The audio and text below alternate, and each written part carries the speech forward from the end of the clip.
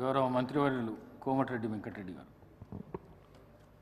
అధ్యక్ష, ఈరోజు గౌరవ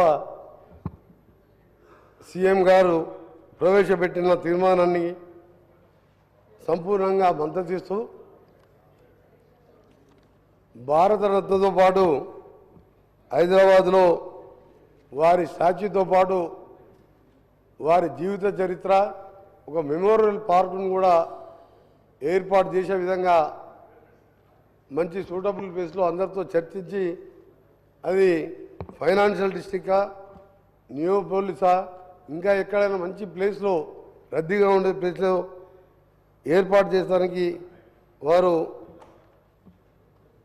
ప్రవేశపెట్టిన తీర్మానానికి అంగీకరిస్తూ, అలాగే గౌరవ సభ్యులు వారి గురించి చాలా విషయాలు చెప్పారు.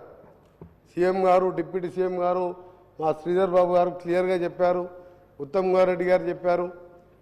అన్నిటికి మించి ఆయన ప్రపంచం మెచ్చిన ఆర్థికవేత్త, సంస్కరణలతో దేశాన్ని అభివృద్ధి బాట పట్టించిన గొప్ప నాయకుడు, ఎన్నో అద్భుతమైన చట్టాల రూపకర్త. ఇవన్నీ ఒక ఎత్తు అయితే రాజకీయాల్లో ఉండే నాయకులు ఎంత ఉన్నాగా వ్యవహరించాలో చెప్పిన అరుదైన నాయకుడు స్వర్గీయ మన్మోహన్ సింగ్ గారు. ఇవాళ రాజకీయ నాయకులు హిందువులు, ముస్లింలు, క్రిస్టియన్సు అని మతాల పేరుతో రాజకీయాలు చేస్తున్నారు. కానీ ఆయన సిక్కుగా తలపాగా ధరించిన ఈ దేశమంతా ఆయన మా ప్రధాని అని భావించింది తప్పితే ఆయనలో ఈ దేశం మతం చూడలేదు. అదే నిజమైన భారతీయత.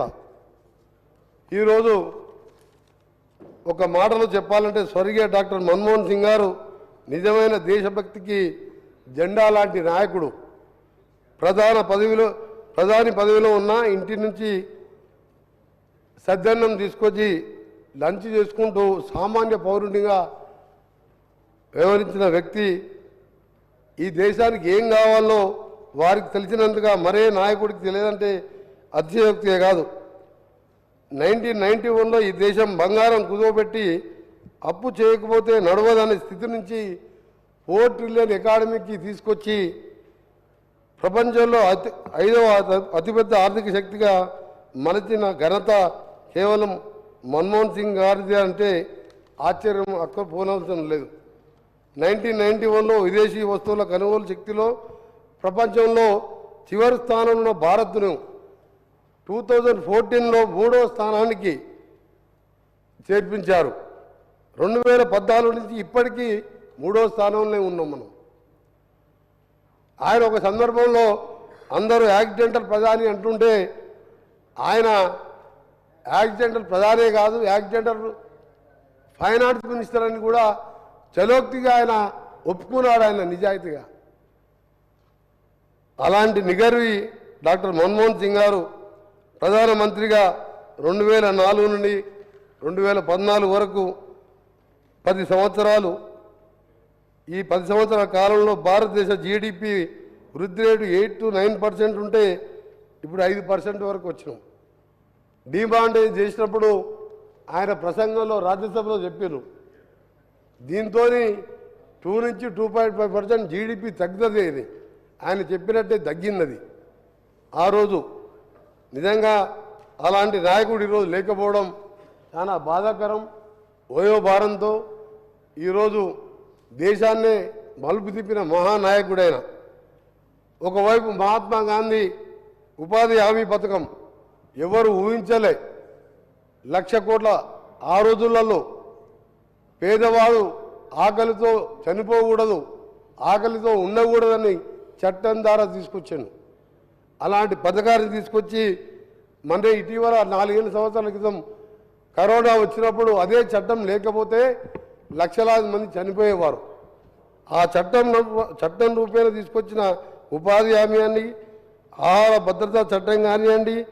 ఒకవైపు చెప్పాలంటే ఉపాధి హామీతో పాటు Jawaharlal Nehru national urban renewal mission, పట్టణాలు కూడా అభివృద్ధి కావాలని దాన్ని కూడా తీసుకొచ్చి ఈరోజు దేశాన్ని మలుపు తిప్పిన నాయకుడు ఆయన.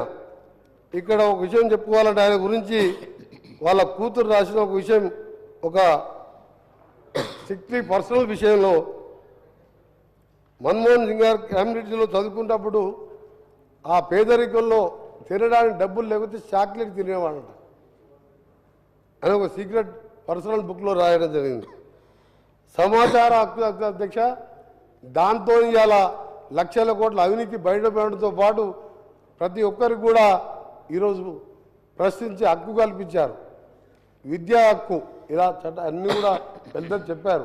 నిజంగా అలాంటి నాయకుడు ఈరోజు మా గౌరవ ముఖ్యమంత్రి గారు, అలాగే ఉత్తమ్ కుమార్ రెడ్డి గారు, నేను మీ ముగ్గురం ఆయనకు అప్పుడు 90 years ఏజ్, అంటే 2 years బ్యాక్, అప్పుడు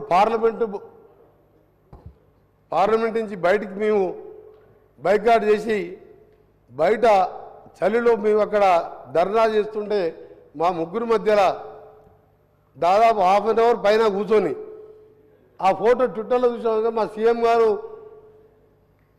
గారు ఉత్తమ్ కుమార్ రెడ్డి గారు ట్విట్టర్లో పొద్దున పోస్ట్ చేసి ఆ ఫోటో చూస్తే నిజంగా ఏడుపు వచ్చింది అధ్యక్ష. ఆ జ్ఞాపకాలు చూసుకొని 90 years వయసులో ప్రధానమంత్రిగా పనిచేసి మాతో కూర్చొని మాతో మాట్లాడుకుంటూ ఆ ఫోటో చూసిన నిజంగా కళ్ళకు నీళ్ళు వచ్చినాయి. నిజంగా అలాంటి నాయకుడు ఈరోజు లేకపోవడం చాలా బాధాకరం. నేను గౌరవ ముఖ్యమంత్రి గారికి మళ్ళీ ఒక రిక్వెస్ట్ చేస్తున్నా, హైదరాబాద్ ఒకటే కాదు, సోనియా గాంధీతో పాటు 4 కోట్ల మంది ప్రజల ఆకాంక్షను గుర్తించి సోనియా గాంధీ గారు ప్రధానమంత్రిగా క్యాబినెట్లో పెట్టింది ఈ మన్మోహన్ సింగ్ గారే, ఈ మహానాయకుడే. హైదరాబాద్తో పాటు జిల్లా కేంద్రాల్లో కూడా వాళ్ళ విగ్రహాలను ఏర్పాటు చేసుకొని ఈ తెలంగాణ ఉన్నంతకాలం ఆయన పేరు చిరకాలంగా ఉండే విధంగా ఆ కార్యక్రమాన్ని కూడా తీసుకోవాలని మా గౌరవ ముఖ్యమంత్రి గారిని రిక్వెస్ట్ చేస్తున్నాం. ఎక్కడికక్కడ మేము కూడా పార్టీ పరంగా కానీ మా పరంగా కానీ మా జిల్లా కేంద్రాల్లో కూడా మన్మోహన్ సింగ్ గారు, సోనియా గాంధీ గారు వారు లేకుంటే తెలంగాణ ఎప్పటికీ వచ్చేది కాదు. మన్మోహన్ సింగ్ గారు ఇప్పుడే చెప్పారు, మన పొన్న ప్రభాకర్ గారు, వెంకయ్య నాయుడు గారు పిలిపించి ఒప్పించి మీరు సహకరించండి అని చెప్పి, అలాంటి నాయకుడు చేపట్టే ఈరోజు తెలంగాణ వచ్చింది. పార్టీ పరంగా మా నాయకురాలు సోనియా గాంధీ గారు ఒక కఠినమైన నిర్ణయం తీసుకొని ఆంధ్రప్రదేశ్లో మా పార్టీ మొత్తం పోయినా సరే ఇక తెలంగాణ ఇవ్వాలని చెప్పింది. కాబట్టి అలాంటి మహానాయకునికి హైదరాబాద్తో పాటు జిల్లా కేంద్రాల్లో కూడా ఆయన స్మారకంగా, ఆయన నిజాయితీకి మారుపేరుగా ఆయన చేపట్టిన కార్యక్రమాలు అన్నీ కూడా రాబోయే యువతకు స్ఫూర్తిగా ఉండే విధంగా ఈ కార్యక్రమాలన్నీ కూడా చేద్దామని మరొకసారి మా గౌరవ ముఖ్యమంత్రి గారు పెట్టిన దాన్ని వారికి సంపూర్ణంగా దాన్ని సమర్థిస్తూ, నిజంగా ఆ క్షణాలు మా ముగ్గురు ఎంపీల మధ్యలో ఆ మహానాయకుడు కూర్చున్న ఫోటో మా ఇంట్లో పెట్టుకొని నిజంగా ఆ రోజు ట్విట్టర్లో చూస్తే ఆ రోజు ఆయన గురించి చదువుతూ ఆ ఫోటో గుర్తుంది. మా మధ్యలో ఇంత పెద్ద మహనీయుడు కూర్చున్నాడని ఆ చనిపోయిన రోజు ట్విట్టర్లో ముగ్గురం చూసుకున్నాం. నిజంగా అలాంటి నాయకుడు చరిత్రలో ఇక ముందు వస్తాడో రాడో తెలియదు, కానీ వారి ఆత్మకు శాంతి కలగాలని భగవంతుని ప్రార్థించుకుంటూ సెలవు తీసుకుంటున్నాను.